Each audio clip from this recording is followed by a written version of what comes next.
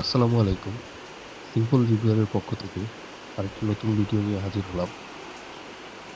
আজকে আমরা এই ভিডিওতে দেখব এই ঝড় বৃষ্টির দিনে জিপিএফআই এর রাউটারের স্পিড কেমন স্টেবল থাকে।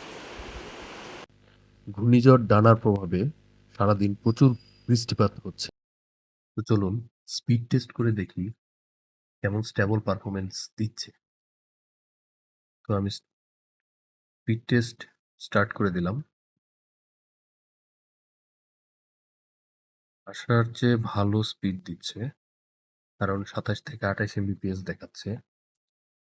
তো প্রথম টেস্টে আমরা যা দেখতেছি ২৫ এমবিপিএস এর নিচে আছে, কিন্তু ২০ এমবিপিএস এর উপরেই আমরা স্পিড পাচ্ছি।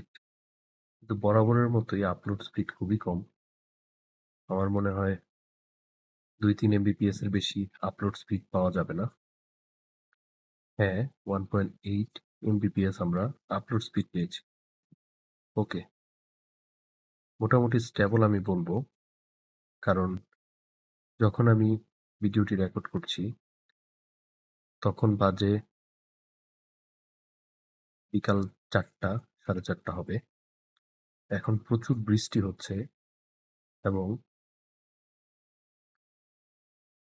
এই সময় ২০ এমবিপিএস ২২ এমবিপিএস পাওয়াটা আমি মনে করি স্বাভাবিক, এবং আমি বলবো খুবই ভালো স্পিড। চলুন গুগল ফাইবারে আমরা আসল ব্যান্ডউইথটা দেখি। আমি ইনশিওর করে নিচ্ছি আমি জিপিএফআই এর মধ্যেই কানেক্টেড আছি।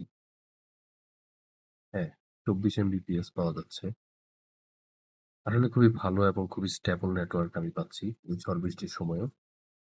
তো আমি এতটুকুই বলবো, যদি 4G নেটওয়ার্ক অ্যাক্টিভ থাকে, যত ঝড় বৃষ্টি যাই হোক, আমার মনে হয় সবসময় আমরা একটা স্টেবল কানেকশন জিপিএফআই রাউটার থেকে আমরা আশা করতে পারি। তো লাস্ট আরেকটা ওয়েবসাইটে আমরা একটু চেক করতেছি। হ্যাঁ, এটাতেও ২০ এমবিপিএস এর উপরে স্পিড পাচ্ছি। তো আমি বলবো আসলে এই বৈরী আবহাওয়াতেও ২০ এমবিপিএস পাচ্ছি, আমি আসলে অবাক। যাই হোক, ধন্যবাদ সবাইকে, আপনারা ভিডিওটি দেখেছেন।